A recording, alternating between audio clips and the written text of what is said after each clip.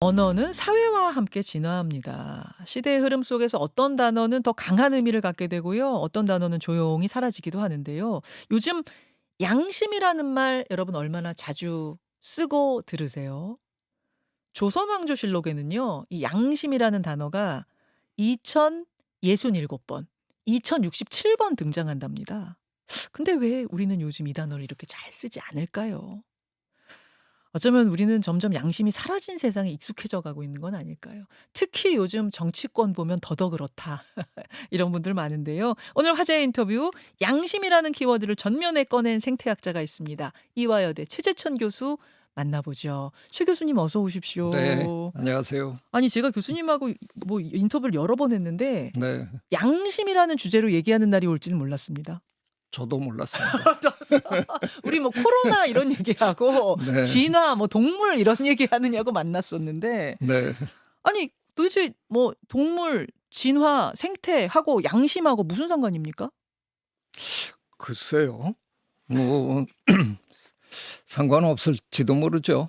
근데 예. 자연계에서 어떻게 보면 가장 머리 좋고 탁월한 이 호모사피엔스라는 우리가 다른 동물들과 뭔가 크게 이렇게 차이 나는 게 있다. 그러면 아무래도 우리는 음. 그냥 본능대로 막 움직이는 게 아니라 머리로 생각하고 상황 파악하고 뭐 이러고 살 텐데 예. 말씀하신 대로 어느 순간부터 우리 사회에서 이상하게 비양심적으로 살아도 괜찮고 비양심적으로 사는 분들이 어떤 의미에서는 더 잘 사는 것 같고 그거 불편하더라고요. 그거를 지켜보는 게. 예. 예. 그러니까 그게 뭐 기분이 안 좋아서 뭐 약 올라서 그렇다기보다는 그런 게 허용되는 사회가 계속 이어지면 예. 점점 우리 삶이 피폐해질 것 같다는 생각이 들어서 한번 이 시점에 옛날에는 우리 양심 얘기 많이 했는데 왜 안 해요? 그런 얘기를 한번 해보고 싶었습니다. 그러고 옛날에는 되게 많이 썼던 말이 뭐 양심에 네. 털났냐? 네. 그것만큼은 제가 밝히질 못했습니다. 생물학자로서 양심에 왜 털이 나나. 그거 한번 연구해 보세요. 글쎄요. 양심에 네. 털이 왜 나나. 네. 그런 말을 진짜 많이 썼어요. 저희 맞아요. 학창 시절에도. 양심이 밥 먹여주냐. 양심 뭐. 그런 말 양심이란 단어 자체를 정말 안 쓰게 됐다. 진화로 따지자면 양심이란 단어가 도태된 거네요. 그렇죠. 도태된 네. 거네요. 예. 근데 그 진화론적으로 과학적으로 생각해 보면 그럼 도태된다는 얘기는 별로 필요가 없으면 도태돼. 그렇죠. 그래서 언어학자들의 글을 좀 읽어보니까 예. 두 가지가 있다 그러더라고요. 예. 단어가 사라지는 데는 다른 단어로 순화되거나. 아. 그러니까 왜 우리는 뭐 옛날에 쓰레기 청소부 이러다가 이제 예. 뭐 환경미화원 맞아요. 뭐 이런 식으로 말을 바꾸잖아요. 예. 그런 경우 아니면 용도 폐기. 그러니까 그냥 필요 없으니까 사라지는. 근데 양심이 용도 폐기되는 것 같아요. 용도 폐기 쪽이다. 하긴 양심 쪽을 대변할 단어가 별로. 염치가 있었죠. 염치는 더 안 쓰는 말 같아요 요새. 글쎄요. 좀 그런 면도 있고 제가 그래서 억지로 찾아봤어요. 네, 그랬더니 쪽팔리다. 이거 방송에서 써도 되는 말이죠. 아니 근데 요즘 방송에서 점잖은 분들이 그냥 쪽팔리다라는 얘기를 하시더라고요. 일상에서는 하긴 그 말은 꽤 쓰네요. 네. 그 정도로 대체된 정도지. 예. 사실 근데 정확히 양심은 아니잖아요. 그렇죠. 그게. 정확히 양심은 아니에요. 제가 억지로 찾은 게 그 정도밖에 안 된다. 하하. 그거예요. 갑자기 여기서 궁금한데 양심은 인간만 가지고 있는 겁니까? 다른 동물들 뭐 개나 고양이나 얘네들도 양심이란 게 있긴 있어요. 굳이 이제 양심이라고 하지 않고 네. 만약에 공감 정도로 이렇게 양심하고 공감하고 뭐 왠지 좀 비슷한 느낌의 단어잖아요. 네. 공감이라 그러면 얼마 작년에 돌아가신 침팬지 연구하시던 프란스 도월 교수님의 책 공감의 시대라는 책을 제가 번역을 했는데 예. 그 책을 번역하면서 배운 게 네. 그분의 연구에 의하면 공감은 포유류에서 나타나는 심성이다 이렇게 관찰을 하셨더라고요. 우리가 왜 뱀의 뭐 공감 이런 얘기는 못 들어봤잖아요. 들어봤어요. 독수리의 공감 뭐 이런 얘기는 못 들어보셨을 거 아니에요. 근데 실험실에서 우리가 실험할 때 쓰는 작은 생쥐, 예. 흰쥐, 예.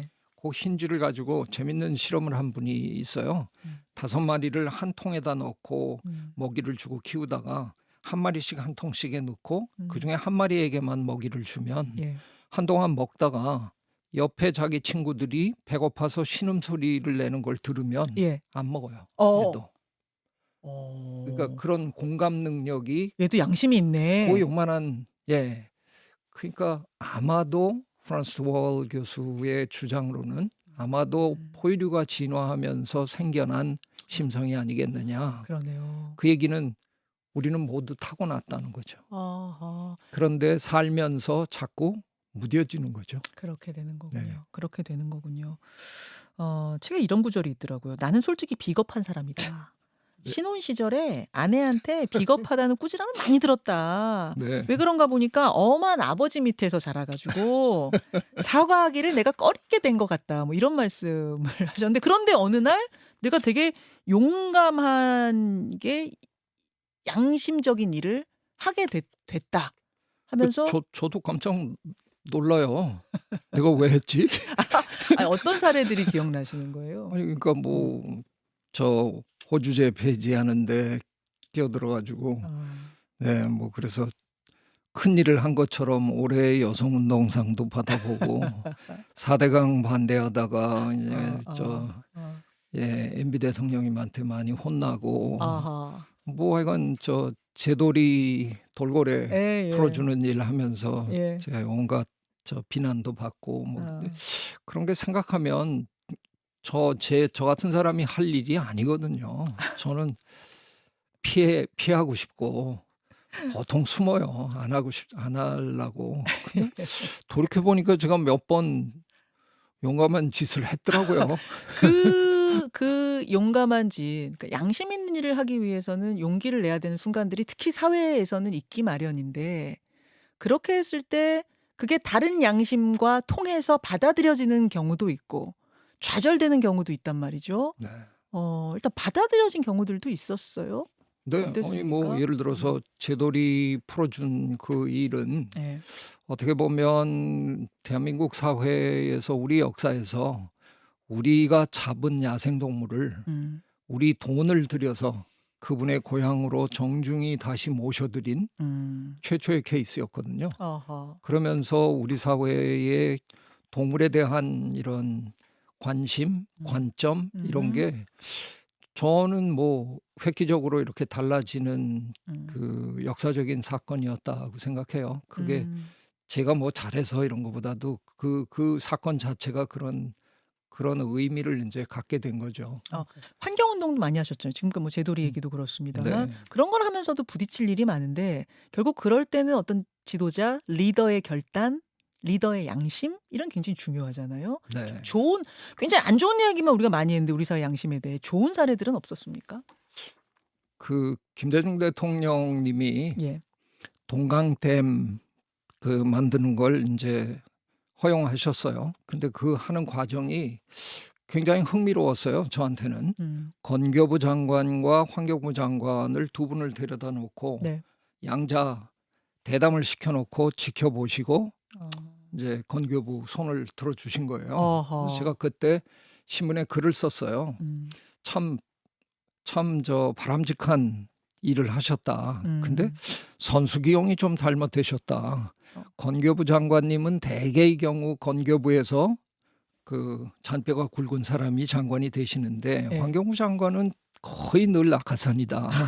그래서 사실은 환경에 대해서 잘 모르시는 분인데 저를 부르셨어야지 왜 환경부 장관을 내세워서 그랬냐. 그리고 이제 제가 그 뒷부분에는 동강에 가보셨느냐.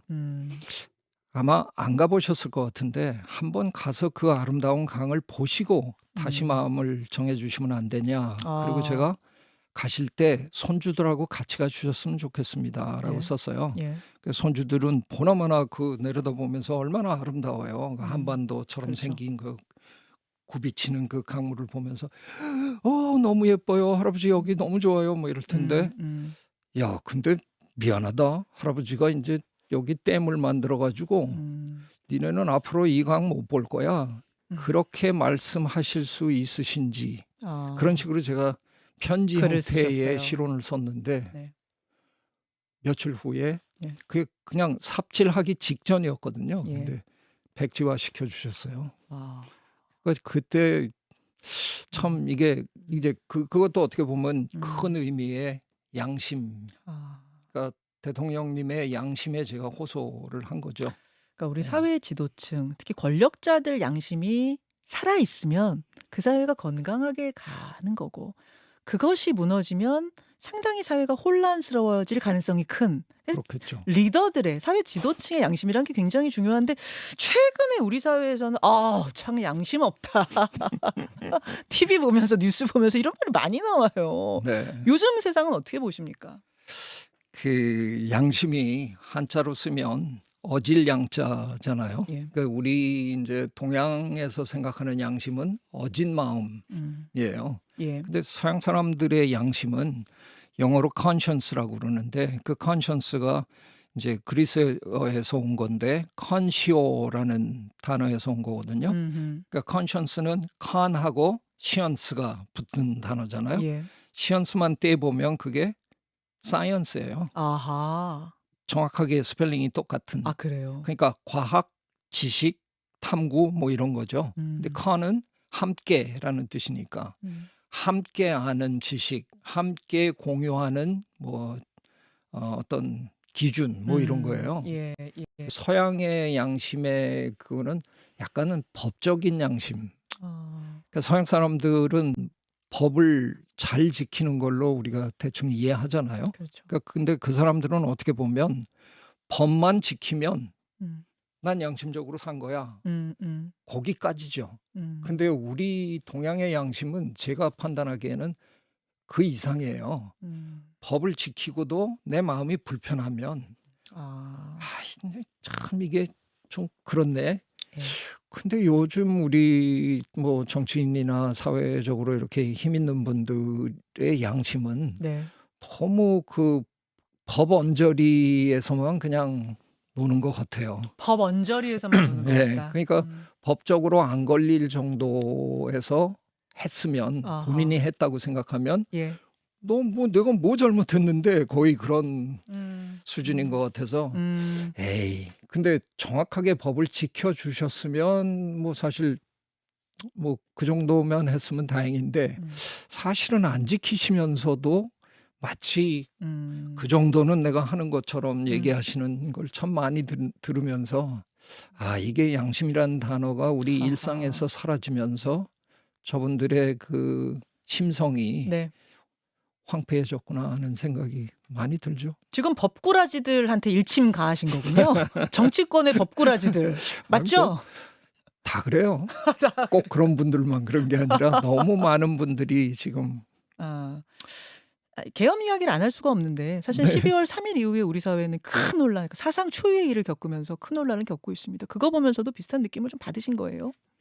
뭐 안 그렇다고 얘기할 수는 없네요. 근데 그 덕에 어떤 의미에서는 그렇게 느끼시는지 모르지만 최근에는 정치인들 입에서 양심이란 단어가 굉장히 자주 튀어나오는 걸 제가 듣습니다. 예. 예. 그분들이 정말 솔직히 제가 판단할 때 그분 당신이 양심적으로 지금 하고 계신지 여쭙고 싶은 분들도 많은데 하하. 그런 분들의 입에서도 지금 뭐 양심 얘기가 툭툭 튀어나오는 거는 저는 제 관점에서는 바람직해요. 이게 단어가 이제 돌아오고 있구나 하는 거를 약간 느낍니다.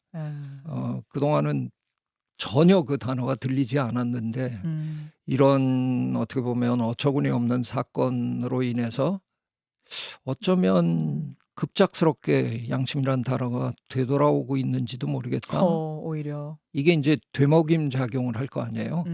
양심이라고 얘기하면서 한강 선생님이 그 소년이 온다에서 양심을 예. 내 마음, 내 안에 깨끗한 무엇 네. 이렇게 표현했거든요. 네.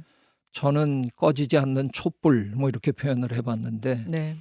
불편하잖아요. 이 안에 깨끗한 게 있어요. 불편하죠. 아니면 이 안에 불꽃이 하나 있어요. 음. 그게 자꾸 나를 불편하게 만들면 언젠가는 양심적으로 행동을 하게 되겠죠. 야, 이야기 조금만 더 듣고 싶은데 교수님 5분 정도 괜찮으세요? 아, 네. 그러면 여러분 본방송 라디오 청취자들과 인사드리고 유튜브로 5분만 더 그 양심 이야기 네, 해보겠습니다. 알겠습니다. 자, 라디오 청취자들과 인사 나누고요. 유튜브로만 조금 더 이어가겠습니다. 최재천 교수님 나오셨는데 15분 안에 되지 않으리라 전 봤어요. 그렇게 아. 끝나진 않으리라 봤어요. 그래서 교수님한테 한 5분 정도 바쁘시지만 조금만 더 시간을 내주십사 부탁을 드렸고 흔쾌히 오케이를 해주셔가지고 넘어왔는데 네. 양심이란 말이 되게 쉬운 것 같으면서도 되게 어려운 말이거든요. 참 어려운 말입니다. 그쵸. 그쵸. 왜냐하면 이게 내 안에 있는 거잖아요. 맞아요. 예. 그러다 보니까 내 기준에 맞춰서 네. 내 양심이 예. 이제 표현이 되는 건데 음, 그게 다른 사람의 기준하고 다를 거 아니에요. 그렇죠. 게다가 속일 수도 있잖아요. 그렇죠. 그렇죠. 나는 지극히 속마음으로는 여러 가지를 했으면서도 음, 겉으로만 내가 잘 포장을 하면 영원히 내 주변의 모든 사람을 속일 수 있죠. 맞아요. 근데 한 사람 못 속이는 사람이 있거든요. 그렇지. 자기를 못 속이는 거예요. 맞아. 그것 때문에 끊임없이 불편해하다가 어느 순간에 내가 음, 그럴 순 없지. 그러고 나서는 게 저는 양심의 발로라고 생각해요. 그 책 쓰신 책에 이런 말이 있더라고요. 쇼펜하우어는 음. 명예는 밖으로 나타난 양심이며 양심은 안에 깃든 명예다. 바로 그런 부분 아니에요. 그렇죠. 나 스스로 누가 이거를 뭐 이렇게 막 지적을 해서가 아니라 나 스스로 거리끼는 그 양심, 염치, 네, 나 스스로 나를 관리하는 근데 그게 얼마나 힘들어요. 나만 눈 감으면 되는데 내 짓을. 그렇죠. 네. 어떤 분들은 그걸 참 잘하는 분들이 계신 거예요. 죽을 때까지 그거 별로 불편하지 않게 느끼셔서 그냥 그러고 돌아가시는 분도 우리 주변에 많겠죠. 많죠. 그런데 많죠. 우리들 중에 대부분은 네, 그게 불편하잖아요. 불편하죠. 그러니까 네. 하여간 뭐 어떤 형태로든 올바른 일을 하게 되는 거다 그렇게 생각해요. 저는. 아까 그 신혼 시절 얘기 아까 시간이 없어갖고 제가 다 못 읽었는데 신혼 잠깐만 얘기를 다시 읽어보면은 되게 솔직하시다는 느낌이 들었거든요. 나는 어. 솔직히 비겁한 사람이다. 신혼 시절 아내에게 비겁하다는 꾸지람을 참 많이 들었다. 근데 일단 여기서 신혼 시절에 네, 당신 정말 너무 비겁해 네. 이런 말 잘 안 하는데 많이 비겁하셨나 봐요. 네, 많이 비겁했습니다. 최 교수님이 그러실 리가 없는데 많이 비겁하셨나. 그래서 이제 그 뒤를 읽어보니까 네, 주변을 둘러보면 어려서 엄한 아버지 아래서 큰 아들들이 대체로 비겁한 편이다. 무엇보다 사과하기를 꺼린다. 엄한 아버지한테 잘못을 자백하면 사과하면 너그러이 감싸주기보다는 비슷한 실수를 저지를 때마다 그 자백이 빌미가 돼서 벌의 강도가 점점 세진다는 걸 체득했기 때문이다. 그래서 아내에게 깔끔하게 사과하면 쉽게 끝날 일인 줄을 뻔히 알면서도 좀처럼 입이 떨어지지 않는다. 이런 말씀을 네. 하셨는데 저는 음. 여기서 아니 엄한 아버지 밑에서 크면 더 양심적이 되는 거 아닌가? 더 사과 잘하는 거 아닌가? 왜냐면은 따끔하게 혼냈으니까. 근데 엄한 아버지 밑에서 자란 사람들이 비겁하고 그 용기를 내서 사과하고 양심적이 되게 어렵다는 얘기는 어떻게 그게 그렇게 흘러가요? 그러게요. 엄한 부모야 많죠. 많죠. 그런데 네. 엄하면서도 이렇게 감싸주는, 이렇게 보듬어주는 그런 부모가 있는가 하면 예. 그냥 계속 엄한 부모가 있는 거죠. 근데 아. 계속 엄하기만 하면 예. 당하는 입장에서는 회피해야 되는 거니까 그때부터는 이제 살궁리를 찾아야 되는 거죠. 예. 근데 그런 사람, 그렇게 큰 사람들의 특징이 예. 그냥 그 순간만 모면하는 거짓말을 계속하는 거죠. 어떻게든 지금 상황만 모면하면 되는데 근데 이 머리가 예. 정말 비상하지 않으면 예. 그 거짓말에 자기가 자꾸 말려 들어갈 그렇죠. 수밖에 없어요. 그렇죠. 그러니까 그렇죠. 그런 게 참 불행한 거예요. 어. 그러니까 자식을 키우면서 엄하게 키우는 건 뭐 저도 나름대로 엄한 아빠였지만 그냥 마냥 엄한 거는 저는 그건 아주 치명적이라고 생각합니다. 아주 네, 치명적이에요. 그러면 비겁한 아이를 키우게 되죠. 사과할 줄 모르고. 그렇죠. 아 잘못하면 잘못했다고 할 줄 아는 우리 정치인들도 네. 그렇잖아요. 아 잘못하면 잘못했다고 사과를 하면 되는데 그렇죠. 막 거짓말을 해. 근데 그 사과를 뻔뻔해지고. 하면 그게 빌미가 돼서 이제 언론에서 또 재생산되고 막 이러면서 표를 아. 갉아먹으니까 이분들이 안 하시는 거죠. 아. 그거는 너무 우리 시민이 예. 너무 엄한 아버지 역할만 지금 하고 있는 거라서 어. 사실은 뭐 저 음. 나란 일을 맡고 있는 분들도 다 사람인데 예. 그분들 다 실수하고 그렇게 사는 건데 음. 우리가 좀 용서해 주면 좋겠지 하는데 사실 우리는 용서할 마음은 사실 없잖아요. 그러니까 일반인은 용서할 수 있어도 예. 그분들은 우리가 그렇죠, 그렇죠. 우리가 저 그렇죠. 믿고 예, 예. 맡겨드렸는데 예. 용서하기 싫잖아요. 그렇죠, 그러니까 그렇죠. 그분들은 또 그분들대로 이 엄한 예. 유권자들한테 예. 당할까 봐 계속 아. 아니라고 부인하고 그러시는 것 같아요. 그러니까 저는 이렇게 그걸 아. 보고 있으면 네. 아, 유권자들이 너무 엄한 아버지구나 그런 아. 생각이 들죠. 그런 생각도 할 수 있고 동시에 또 그 정치인도 '되게 엄한 아버지 밑에서 자랐나?' 이 생각도 드네요, 말씀 듣다 보니까. 네, 가끔은 저는 빙그레 웃습니다. 그런 저 계속해서 거짓말을 예. 이렇게 거짓말에 딱 거짓말에 보이는 거짓말하는 거짓말로 사람들 예, 있잖아요. 뻔히 뻔히 보이는데도 보이는 거짓말. 굳세게 하시는 분을 이렇게 보면 예. 아, 저분도 아마 나처럼 굉장히 엄한 아버지 밑에서 컸나 보다. 막 그런 아버지가 막 호수로 때리고 막 이러는 아버지들 막 무서운 그건 아버지 막 그건 저 대걸레로 때리고 막. 그건 저 언급 안 하겠습니다.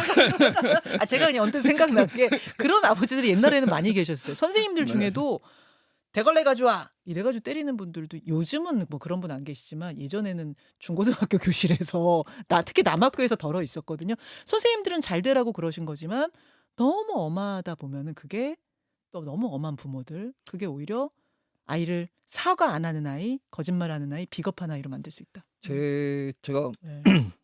저희 부친이 뭐 얼마 네. 전에 돌아가셨는데요. 네. 그분은 폭력적인 이렇게 신체적인 폭력을 가하는 거는 그렇게 안 하셨어요. 가끔은 이제 아. 종아리를 치셨지만 그거보다는 뭔가 마음에 안 드는 일을 제가 했다 그러면 무릎을 꿇리고 음. 3시간 4시간 정신교육을 하셨어요. 그러니까 정말 끔찍했어요. 그러니까 그거를 당하지 않으려면 예. 그냥 어떻게든 도망가야 되는 것밖에는 방법이 없는 거죠. 그러니까 아이고. 끊임없이 예. 핑계를 예. 구상하고 예. 근데 참 고마운 건 예. 제 아내한테 이제 그런 야단을 이거 결혼을 했는데 아버지보다 더 무서운 사람이 옆에 나타난 거잖아요. 근데 살면서 그 저에게 이제 어떻게 보면 저를 품어주기도 하고 그리고 미국에서 제가 살았던 게 굉장히 도움이 된 것 같아요. 아 제가 유학 아마 생활. 예. 네, 아마 이 나라에서 계속 살았으면 네. 그 굴레를 벗어던지지 못했을 수도 있는데 음.